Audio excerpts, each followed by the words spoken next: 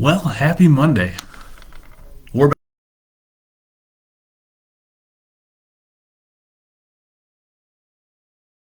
sure that you guys all have a perfect bracket. Actually, I just saw today this morning, zero remaining brackets that are perfect. So it's telling me to check my internet connection. So we're gonna see. Hopefully, this is working. We might have to pause. Nope.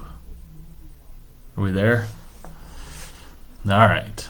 Anyways, happy Monday. You see this bright spot right here? Look at that. That's our future. Eh? Not your bracket's future, but hey, ours. Anyways, spring is here. So happy spring, everyone. Today we're going to talk numbers, lots of numbers. So if you don't like numbers, I apologize right now. But we're going to talk 3-month trends. What do they mean? Why 3-month trends? So 3-month trends because the market is shifting so quickly that if we look year over year stats, especially over the last couple of years, we've had a little something that people might know about called coronavirus that has caused some shift in the market. And so those numbers are kind of skewed based on that. So what we're able to see over a 3-month trend is what's really happening in the market right now. What's trending, right? So besides the people on TikTok, let's see what's trending.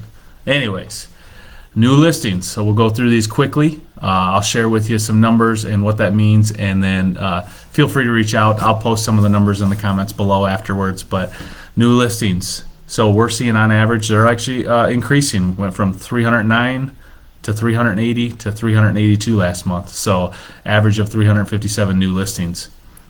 Pending sales. So those that have went under contract. 349, 347. 356. Those are staying pretty steady. So we have 357 average of new listings, 351 of those going pending. So that is a good balance. That means we're getting more new listings than those that are going pending. That's a good thing right now in this market. Days on market, 30 in December, 37 in January, 40 in February. So average of 35 days on market right now, which is a significant difference than what we saw in the summertime and in the fall. But again, trending in the direction of homes are staying on the market longer, buyer demand might be loosening slightly, and we'll talk about what might be playing a part of that. So a couple more numbers we'll rattle off, and then a few key points to take away. Showings to pending. This is important if you're thinking about selling. Forget about everything you saw in the summer where it was, 37 showings, goes pending in 2 days with 47 offers. It's different, a little bit different now. This is all Genesee County stats, by the way. Just want to throw that out there. But we saw it's increasing from 10 to 11 to 13. So right now, average about 12 showings before it goes pending. So keep that in mind. The first 2-3 showings, you might have to get a few more in there before you get that contract that you want to accept. So. And lastly, our months of inventory. Now, this is important. If you've watched any of the videos in the past, you've seen where those months, we want to be, a good average market is about 6 to 8 months, and we've been below 1 for a long time. So 3 months ago, actually, we were below less than 1 month worth of inventory. January, 1.5. February, 1.7. So that is the highest. I want to point that out. That's the highest since May of 2020. So very good for buyers out there to have some inventory. Sellers, maybe not so much, but we're so far down there, we're still in a very good seller's market. So with that being said, what is that producing? That's producing from the previous 6 months outside of the last 3. On average in Genesee County, we were looking at 6% over asking price is what sellers were getting. So the comparison to what they listed it for to what they were receiving for the last 3 months, which actually is a significant trend in the other direction, actually 2% under asking price. So we're starting to balance out, which is a really good thing. So key points to take away. 1, it's good to get inventory on market, which we're trending that way.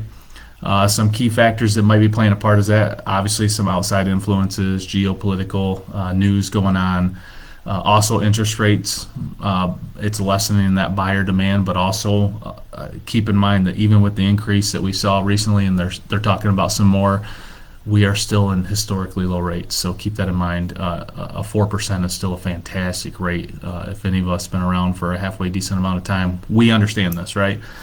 And lastly, I think the biggest thing is that overzealous pricing, right? Some sellers want to price a little bit too high, and we're seeing that start to balance down. So again, key takeaways: we're seeing more listings than we are sales. We're seeing inventory increase, and we're seeing prices start to normalize a little bit. Still a great time to buy and sell. But there's our 3-month trends. Again, I'll post some numbers. I know they were number heavy. A lot of people don't like it, but I think it's good information to have. So on a side note, I want to hear from you guys. So I woke up this morning, and I want to hear from you. I'm going to end with this. Woke up this morning, my dog is apparently wanting to puke. I run the dog outside. I thought, all right, we saved it. Dog sits outside for 10 minutes. I let him back in. What's he do? He goes and pukes on the carpet twice. So I want to hear from y'all. What's the craziest thing that you've, I guess, woken up to or even just happened with your pet? What's some wild things they do? Like, my dog's getting old. I think he's at the point where he's like, I don't really care what you think anymore. I'm going to do what I want when I want. So what's your animals, what's your pets do that drives you nuts, craziest thing, whatever it is, shout them out there. I want to hear from y'all. So I appreciate y'all. Another Market Update Monday with yours truly, Jason White. So have a wonderful week, and we will see you next week.